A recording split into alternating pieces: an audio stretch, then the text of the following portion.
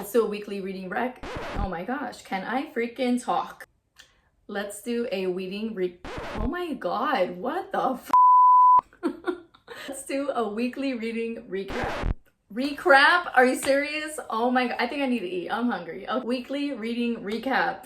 Yay, I got it. Oh my gosh. I just came back from vacation, so I'm trying to get back in the groove of things, but I did manage to finish 3 books. Let's talk about the first one that I finished this week, which was actually a historical fiction with a little bit of mystery in it, I would say.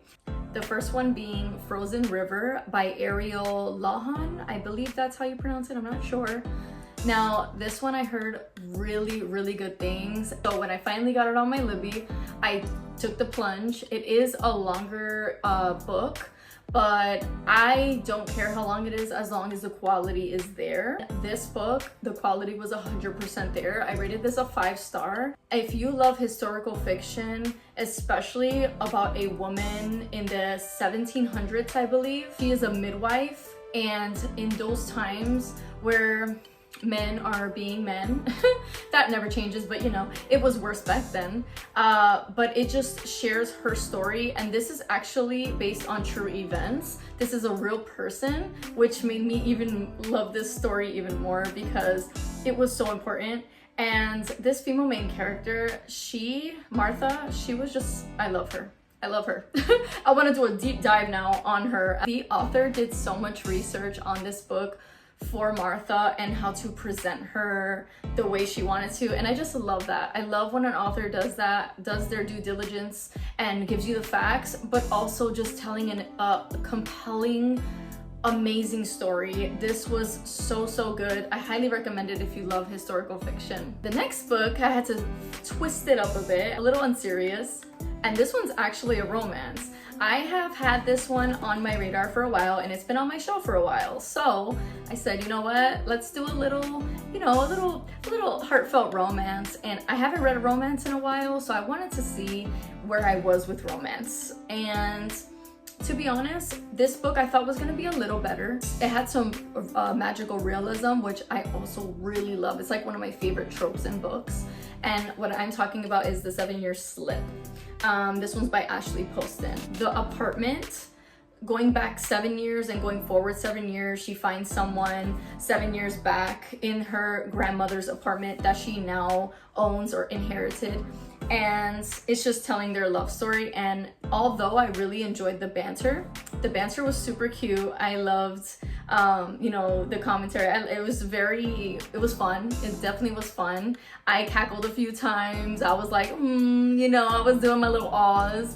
So that already shows me I enjoyed it. I just thought it was gonna be a little better, and that's the thing I have with romance. And that's why I don't read a lot of romances, because they're so similar.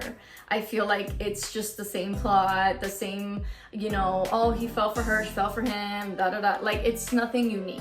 So this book was nothing unique, although it was a good time. I need more. I just need more, and that's why I love thrillers so much. I did rate it I believe a 3.5 star. Now the next book I read, or actually listened to on audio, I got it on my Libby, and it just came out, so I was very excited when I got it, and it is Count Your Lies. This premise already hooked me. It's about a compulsive liar. She meets this child and her father at a park. The child gets stung by a bee, and she pretends to be a nurse. And from there, the story just kind of snowballs into the family, pretty much making her the nanny. And at first it's very making you ask so many questions, which I love. I love when a book is like, ooh, every chapter is kind of getting you to where you're just wanting to know more. And this definitely gave me that.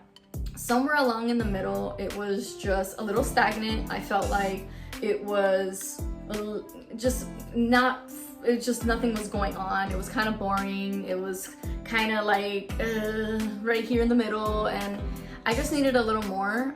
For this being as long as it wasn't that long, but I felt like it could have been shorter. The ending definitely like gave us the full circle. It explained a lot of things, and I did like the ending. It was good. I just, you know, I need more uniqueness from authors. Like, I feel like a lot of stories are just the same, very predictable, very same plot, but different this, different that, like little tweaks. And I'm craving, like I'm just craving something unique. So although this book was, fast paced, the middle was, a little bumpy and slow and boring, but the ending did make up for it. I did rate this a 3.25 star. I think this is better suited for beginners. I felt like I've read this kind of story so many times that it's just getting very like repetitive and I'm just bored of it. So, it was a good time. I thought it could be a little shorter, but yeah, it just wasn't my favorite. I think maybe my hopes were a little too high with it. Now, the last book that I read, oh my god, Cross My Heart. Cross My Heart by Megan Collins. This I've had on my shelf since January. This was from my Aardvark box, and the premise, this sounds unique to me. This is the kind of like, that sounds different, and that's what I crave. So after I read Count My Lies, I was like, yeah, I need something with just like a premise that is gonna grab my attention and doesn't sound like the normal thriller, domestic thriller, whatever. I needed something different. So I picked this up. First of all, cover. It is absolutely stunning. This is a beautiful cover. This is about a person that receives a heart transplant. She contacts the donor's husband, and from there she finds out that he is this author in her neighborhood. She wants his heart. She is determined. She's kind of like a hopeless romantic. The book was so twisty. It is so such a mindfuck.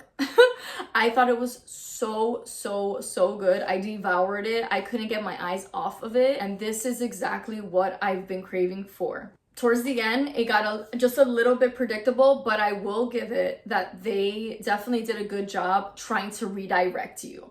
And I love that. They were really trying to mess with you. They're like, you think, no, you don't. No, yeah, you do. Yeah, no, you don't. No, you don't. And I'm like, I just love that. I love that because it kept me on my toes. It kept me wanting more. It kept me more interested. And I rated this a 4.5 star, only because, of course, I did predict a little bit of the plot or how the book was going to turn out. But even then, it was such a good time, and I highly recommend to read this book. It was so good. You guys have to check it out, and please let me know what you've been reading and what you've been loving.